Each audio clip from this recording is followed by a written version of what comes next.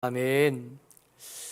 오늘 나눌 말씀의 제목은 게으름뱅이 하나님입니다. 74편에서 만나는 하나님은 우리가 익숙하게 알던 하나님하고는 좀 다르셔요.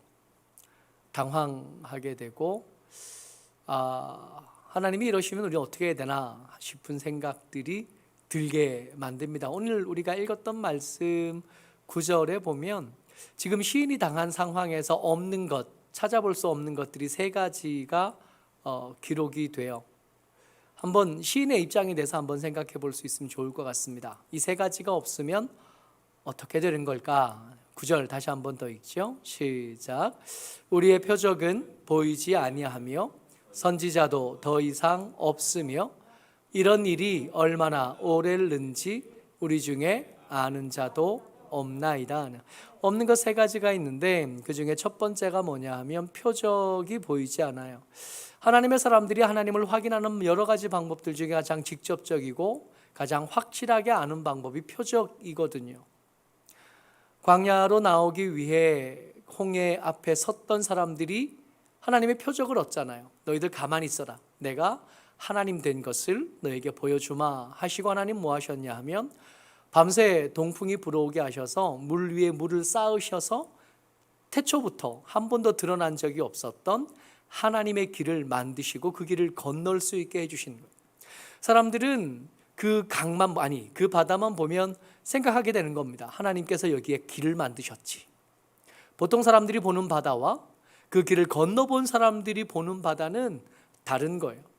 우리가 보는 바다는 막막해서 그 다음으로 가려면 반드시 배가 필요한 바다이지만 그 표적을 본 사람들에게 바다는 얼마든지 하나님의 손이 닿으면, 하나님의 일하심이 있으면, 하나님의 역사가 나타나면 비록 지금 보기에는 바다이나 얼마든지 길로 바뀔 수도 있는 것, 그게 바다거든.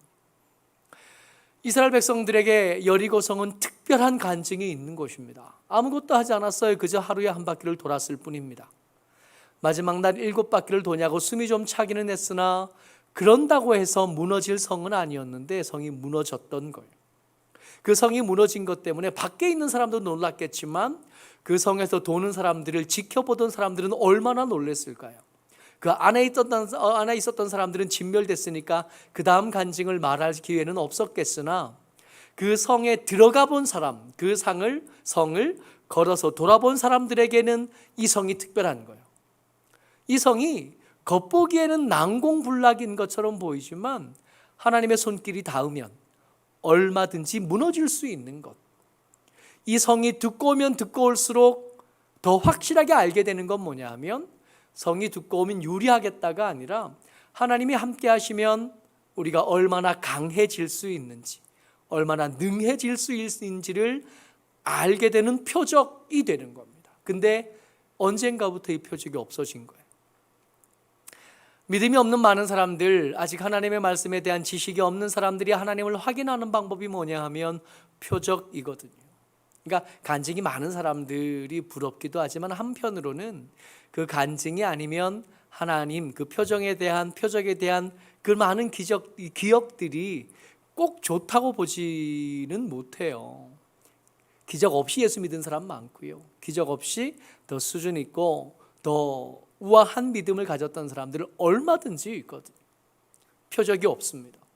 근데 더 심각한 것은 선지자가 보이지 않아요. 하나님의 백성들이 하나님을 향한 믿음을 잃어버리면 하나님께서 하시는 제일 먼저 하시는 일은 뭐냐 하면 당신의 사람을 선택하는 겁니다. 당신의 사람을 선택해서 그에게 하나님께서 하고 싶은 말씀을 맡기셔요. 그러면 이 사람은 그 말씀을 가지고 백성들을 찾아갑니다. 백성들을 찾아가셔서 너희들을 향한 하나님의 말씀이 이러하다. 그리고 주의 말씀을 전하죠. 이 말씀을 통해서 내가 얼마나 하나님에게서 멀리 떨어져 있는지, 내 삶이 얼마나 비틀려 있고 얼마나 기울어져 있는지를 말씀을 기준해서 알 수 있게 되어지는. 표적은 없어도 선지자는 있어야 되거든요. 표적은 없어도 하나님의 말씀은 있어야 되는데 그게 없는 거예요. 더 심각한 거, 표적이 없어진 거, 주의 말씀을 전할 사람이 없어진 거. 근데 이것보다 더 심각한 건 뭐냐 하면 이런 일들, 표적이 없는 채로 하나님의 말씀이 없는 채로 얼마나 오래 살아야 되는지에 대한 기약이 없어요. 여러분, 우리가 하나님을 믿으면서 제일 소중하게, 성경을 읽으면서 제일 소중하게 붙잡는 게 뭐냐면 하나님의 약속이거든요. 그것 때문에 사는 거 아니에요? 지금 여러분들과 제가 경험하는 환난, 우리가 경험하는 고난들, 이 고난이 있음에도 불구하고 우리가 버틸 수 있는 것은 우리가 원래 잘 버티는 사람이라서가 아니에요. 우리가 원래 잘 참는 사람, 우리가 원래 진득한 사람이라서 그런 게 아니라 소망이 있어서거든요. 예수님이 다시 오실 거다. 예수님이 재림하실 거고, 그때가 되면 우리가 경험했던 환난들과 고난들과 핍박들이 오히려 상급이 되어져서 하나님 앞에 인정되어질 거고, 내 믿음에 더 아름답게 만들었던 특별한 은혜의 이야기가 될 거란 것을 아는 거예요. 그 약속이 있으니까 기다리는 거거든요. 저같이 성질 급한 사람들은 기다리는 일을 원래 못합니다. 우리 원래 그래요. 원래 애초에 생겨 먹은 게 잘 기다리는 거 못해요. 그런데도 예수 믿고 여기까지 버텨올 수 있었던 것은 하나님의 약속이 있었기 때문입니다. 그래서 버티는 거예요. 오래 참음은 그저 그냥 어금니 꽉 다물고 참는 게 오래 참음이 아니라 하나님의 약속을 근거해서 버티는 걸, 이걸 오래 참는 거라 그러고 이걸 인내라고 부르는 거거든요. 원래 둔한 사람이 잘하는 게 아니에요. 하나님의 약속을 믿는 사람들, 하나님의 약속을 신뢰하는 사람들이 견뎌내는 거고 버텨내는 거고 오래 참는 거거든요. 근데 지금 그게 없는 거예요. 그럼 믿음을 어떻게 지켜요? 믿음의 핵심이라고 할 수 있는 세 가지가 없습니다. 표적도 없고 말씀도 없고 약속도 없어요. 그래서 오늘 설교 제목이 게으름뱅이 하나님이십니다. 시인이 생각할 때 하나님이 하나님의 백성들에게 반드시 주셔야 될 것들을 주시지 않는 거예요. 그래서 74편의 시인이 11절에 뭐라고 노래하냐면, 같이 읽어봐요. 시작. 주께서 어찌하여 주의 손 곧 주의 오른손을 거두시나이까. 주의 품에서 손을 빼내시어 그들을 멸하소서. 지금 하나님이 어떤 포즈로 있는 거예요? 이러고 계시는 거예요. 어쩌나 두고 보자 그러고 계시는 거예요. 같이 열심히 일해야 되는데 같이 일해야 될 사람들 중에 한 사람, 아니 우리 중에 일 제일 잘하는 사람, 일 제일 열심히 해야 되고 제일 많이 해야 될 사람들이 팔짱 끼고 이렇게 지켜보고 있으면 하다가도 우라통이 터지고 그러는 거 아니겠어요? 일하다가도 싸우고 못하겠다가 집어던지고 집에 가야 되는 거, 그런 거 아니겠어요? 마르다가 예수님이 집에 오신 것 때문에 바쁩니다. 음식을 많이 해드리고 싶어요. 잘 대접하고 싶어요. 어떻게 그 마음이 안 들겠어요? 그죠? 할 수만 있으면 솜씨는 없어도 더 좋은 거, 더 맛난 거, 다 더 잘 준비된 걸로 대접하고 싶었습니다. 근데 그렇게 바쁘고 분주한데 마르다가 이렇게 바쁜데 마리아가 도와줄 거라고 생각을 했는데 안 도와주는 거예요. 예수님 발치에 앉아서 안 나오는 거예요. 하다가 화가 나가지고 예수님에게 한마디 한 거 아니에요. 아니 마리아를 언제까지 그렇게 두실 거냐고, 나가서 일 좀 하라고, 빨리 같이 일 마치고 같이 말씀 들으면 얼마나 좋냐고. 그랬다가 면박을 당하는 장면이 있는데, 지금 시인이 보기에 이 하나님이 어떠시냐면 꼭 마리아 같은 거예요. 일을 안 해주는 거예요. 안 도와주는 거예요. 품 안에 오른손을 넣으셨어요. 주의 오른손이 일하시는 손이잖아요. 주의 오른손이 주의 권능을 행하시는 손이잖아요. 주의 오른손이 당신의 백성을 지키는 손이시거든요. 주의 오른손이 우리를 붙잡는 손이고 우리를 도우시는 손이고 우리를 이기게 하시는 손인데, 그 손을 품에 넣으시고는 꺼낼 생각을 안 하시는 거예요. 주의 표적이 없어요. 주의 말씀이 없어요. 주의 약속도 흐릿해져서 이제는 없는 것처럼 되어버렸습니다. 상황이 이쯤 되니까 이 틈을 탄 대적들이, 원수들이 눈치를 챈 거예요. 이스라엘 백성들이 하나님과 함께 할 때는 앞에 바다가 막혀도 이게 막은 게 아닌 거잖아요. 범람하는 강이 앞에 있어도 이 강이 이 사람들을 못 막는 거잖아요. 골리앗이 있어도 안 되고 군대가 많아도 안 되잖아요. 뭔 수를 써도 안 되는 게 이스라엘 백성들이 하나님과 함께 하실 때 뭔 수를 써도 안 되는데, 이 대적들도 오랜 세월 지켜보니까 알겠는 거예요. 이 강력한 이스라엘 백성들이 아주 약해질 때가 있는데, 언제 약하냐면 주의 표적이 없을 때, 주의 말씀이 없을 때, 주의 약속이 없을 때 이 사람은 마치 고아 같은 거예요. 마치 고아와 가부와 나그네 같아요. 이 사람들은 어떤 전쟁에서도 이긴 적이 없습니다. 하나님 없이 이 백성들이 어떤 전쟁에서도 이긴 적이 없고 어떤 성과를 낸 적이 없거든요. 대적들이 아는 거예요. 지금이 기회예요. 하나님이 더 이상 말씀하지 않게 되셨고, 하나님께서 더 이상 그들에게 기적을 베풀지 않게 됐어요. 이 틈에 대적들이 움직이기 시작합니다. 4절 말씀이요. 같이요. 시작.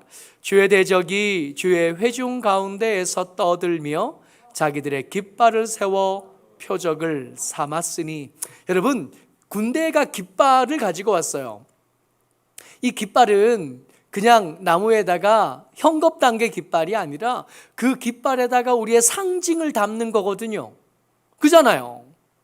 우리가 섬기는 신의 그림을 그린, 우리가 섬기는 신의 모양을 거기에다 그려가지고 들고 다니는 거예요. 그러니까 이 깃발을 들고 다니는 사람들은 단순히 깃발을 들고 다니는 게 아니라 그들이 믿는 신의 동행을 책임지는 사람이 돼요. 그 깃발을 들고 가는, 깃발을 들고서 어디다 세웠어요? 주의 회중 가운데 세웠습니다. 그 회중들이 지금 상황이 어떻다고요? 주의 표적이 없고 주의 말씀이 없고 그렇게 없는 상태가 얼마나 계속될지에 대한 약속도 없어요. 그러니까 주의 대적들에게 기회인 거죠. 이 기회를 따라 이 주의 대적들이 하나님의 백성들 사이에다 깃발을 꽂았는데, 이 깃발을 보니까 하나님을 대신할 만한 신이 거기 있는 거예요. 풍요를 베풀 만한 신이 거기 있고, 우리를 지킬 만한 신이 거기 있고, 우리를 보호할 만한 신이 거기 있다고 말하는, 한 걸음 더 갑니다. 주의 대적들이 우리보다 더 똑똑해요. 8절에 같이 읽어요. 시작. 그들이 마음속으로 이르기를 우리가 그들을 진멸하자 하고 이 땅에 있는 하나님의 모든 회당을 불살랐나이다. 여러분, 이상하지 않아요? 대적들이 지금 사는 생각이거든요. 대적들이 생각했는데 뭘 생각했냐 하면, 그들, 하나님의 회중들, 하나님의 백성들을 진멸하자 했어요. 그러면 가서 그것을 하나하나 죽여야 될 텐데, 그것보다 먼저 뭘 했다고요? 그들이 모이는 회당, 그들이 하나님을 향하여 예배드리고 하나님의 말씀을 듣고 나누고 믿음을 격려하고 응원하는 곳 회당을 불살랐다는 거예요. 뭐 하려고? 이들을 진멸하려고. 하나님의 백성을 진멸하는 일은 하나님의 백성 한 사람 한 사람 죽이는 걸로 끝나는 게 아니라 뭐 하면 돼요? 그들 가운데 하나님의 이름으로 모이는 모임을 해쳐버리면, 하나님의 이름으로 모이는 장소를 흩어버리면 이들을 진멸하는 일은 어렵지 않아요. 그냥 될 일이에요. 시간이 조금만 더 지나면 이들은 우리의 딸들과 결혼할 거거든요. 이들은 우리의 신들을 섬기게 될 거예요. 이들은 조금만 더 지나면 우리의 노예가 될 거고 우리의 노동력이 될 거고 우리의 힘이 될 것들이에요. 그러니까 이들을 죽이는 것은, 이들을 진멸하는 것은 이들을 죽이는 것보다 더 효과적인 방법이 있는데, 하나님의 이름으로 모이지 못하게 하면 돼요. 하나님이 더 이상 하나님의 백성들과 함께하지 않으실 때 대적들이 눈치를 챈 겁니다. 더 이상 저들에게 표적이 없어, 더 이상 저들에게 하나님의 말씀이 없고 더 이상 저들에게 하나님의 약속이 없어. 이걸 눈치챈 겁니다. 하나님이 저들을 향하여 오른손을 품에 넣으셨다는 것을 대적들이 눈치챘어요. 대적들이 눈치채고 나니까 이 대적들이 그 틈을 타서 뭘 하냐 하면 하나님을 기억하지 못하도록 만들어요. 하나님을 기대하지 못하도록 만들어요. 이러면 하나님의 백성들은 세상에서 가장 작은 수요에 신경 쓸 것도 없이 언젠가는 작은 바람에 불려 날아갈 덤불 먼지와도 같은, 너 지푸라기 같은 야곱아 하셨지만 지푸라기 같은 건 야곱만 아니라 유다도 마찬가지고요, 므낫세도 마찬가지고요, 에브라임도 마찬가지고요. 다 마찬가지예요. 여러분들과 저는 달라요?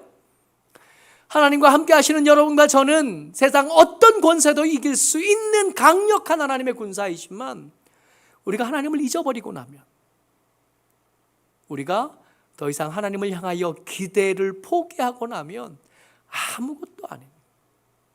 이걸 누가 아냐 하면 대적들이 알아요. 문제는 이걸 우리가 모른다는 거예요.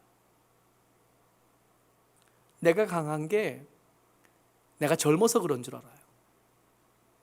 내가 능한 게 내가 학벌이 좀 괜찮아서 그런 줄 알아요. 내가 강한 게 내가 돈이 좀 있어서 그런 줄 알아요.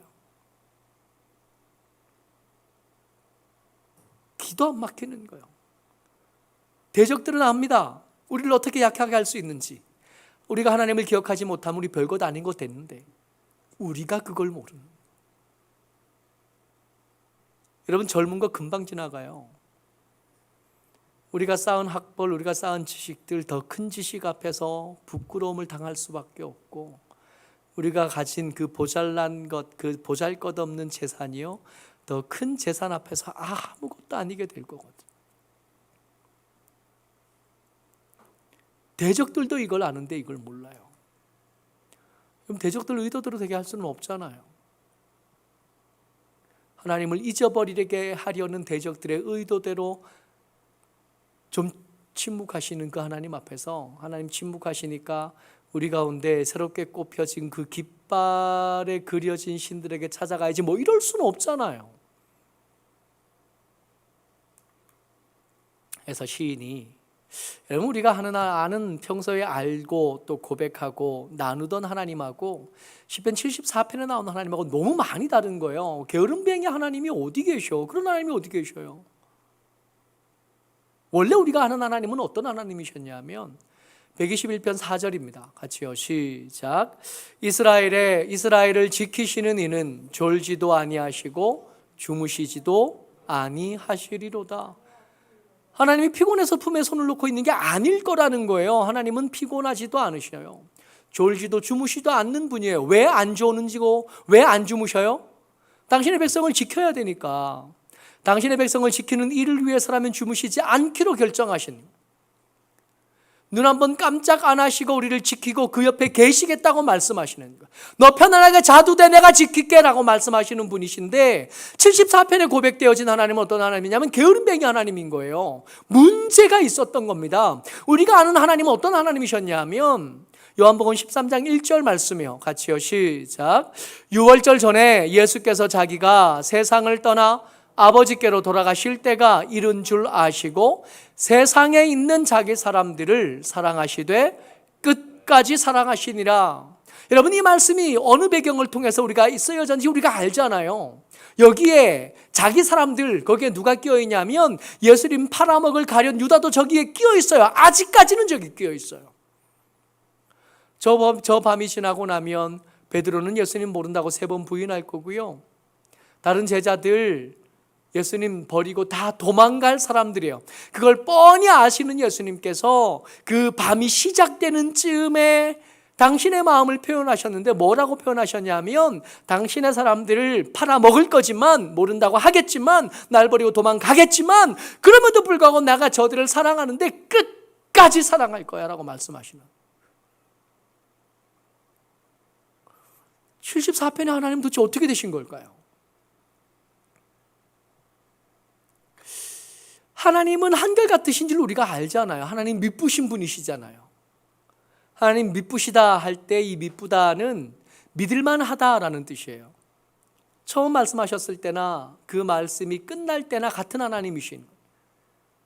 처음 말씀하실 때 그 하나님께서 세상이 종말이 왔을 때도 똑같은 하나님이시라는 뜻이에요. 하나님은 미쁘셔요.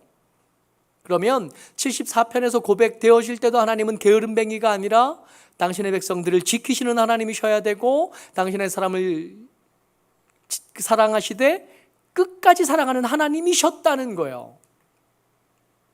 시인이 기도하는데, 이 게으름뱅이 하나님한테 기도하는데 이렇게 기도를 해요. 뭐라고 기도하냐면 2절 말씀입니다. 같이요. 시작.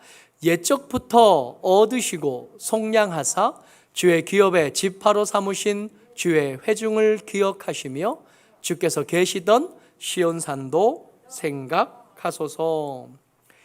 하나님, 옛적에는 안 그러셨잖아요. 옛적을 떠올려 주십시오. 우리를 처음 당신의 백성으로 삼으시던 때를 떠올려 주십시오. 그 시내산에 도착하기를 방해하는 것들을 향하여 원수를 삼으시던 그때를 떠올려 주십시오. 그렇게 기도해요. 근데 사실은 이 옛적은 하나님께서 만약에 이 기도에 응답하시고 아멘 하셔서 이 기도에 응답하시면 하나님은 어디로 가시는 거예요? 시내산으로 가실 거예요. 옛적으로 우리가 하나님을 내 하나님으로 삼았던 그곳으로, 내가 하나님의 백성 되기로 결정했던 그곳으로 갈 거예요. 그러면 내가 그 하나님을 회복하려면 나는 어디로 가야 돼요? 여기 있지 말고 그 믿음이 처음 시작된 그 자리로 돌아가요. 하나님을 고백했던 그 자리로 돌아가야 돼요. 그러니까 지금 시인이 어디에 있냐면, 이 시인이 고백하는 그 백성들이 지금 어디에 있냐면 도무지 하나님의 일하시는 것이 보이지 않게 될 만큼 멀리 떨어져 있는, 거기 있다 보니까 하나님이 게으름뱅이가 되어진 것처럼 보이고 하나님의 음성이 들리지 않게 되고 하나님의 표적이 보이지 않게 되고, 이런 시간이 언제까지 계속될는지 알 수 없는 지경에까지 이르게 된 겁니다. 지금 시인이 기도하는데 이 기도는 하나님을 향한 요청일 뿐만 아니라 함께 기도하는 그 동료들, 그 공동체를 향한 채찍이기도 해요. 우리가 지금 이렇게 된 것은 우리의 옛적을 잊어버렸기 때문입니다. 3절 말씀입니다. 같이요, 시작. 영구히 파멸된 곳을 향하여 주의 발을 옮겨 놓으소서. 원수가 성소에서 모든 악을 행하였나이다. 영구히 파멸된 곳이에요. 거기가 성소인데 거기 하도 오래돼서 잊어버려졌고 하도 오래돼서 흔적도 남지 않은 그곳을 회복하는 것밖에 방법이 없는 거다 노래하고 있는 겁니다. 여러분, 우리가 기도하는데 기도만 해놓고 하나님이 일하시기만 기다려요. 어쩌면 그래서 우리가 응답을 못 누리는지도 모르겠습니다. 지금 우리가 어디에 있냐면 하나님의 응답이 없는 곳, 말씀이 없는 곳, 역사가 없는 곳에 살아요. 거기서 살면서 하나님의 도우심을 구해요. 하나님이 옛적을 기억하신다고 한다면 우리도 돌아가야 될 자리가 있거든요. 우리가 회복해내야 될 믿음의 자리가 있거든요. 세상에 살다가 내가 잘못됐다는 걸 알게 됐어요. 내가 약해졌다는 걸 알게 됐어요. 그럼 어떻게 해야 돼요? 거기서 하나님이 세상을 바꿔주십시오 할 게 아니라 내가 잃어버렸던 옛적으로 돌아와야 돼요. 하나님 삼던 그곳으로 돌아오고 하나님이 되어주셨던 그 장소로 돌아와서 하나님의 말씀을 회복하고 하나님의 표적을 회복하고 하나님의 약속을 회복한 다음에 다시 갈 준비를 하는 겁니다. 하나님만 돌아오신다고 되는 게 아니라 하나님의 돌아오실 그 자리에 나도 가야죠. 어쩌록 저와 여러분들, 우리의 잊어버렸던 옛적이 회복되어지기를 주의 이름으로 축복합니다. 한때 기도하던 그 장소요, 한때 말씀을 묵상하고 기도하고 주의 은혜를 사모하던 그 자리요, 거기 가서 하나님 멀리 가봤더니 마르고 황량했습니다. 그래서 두 손 들고 다시 왔는데 여기서 다시 회복할 수 있게 해주옵소서. 그래서 거기서 머물러요.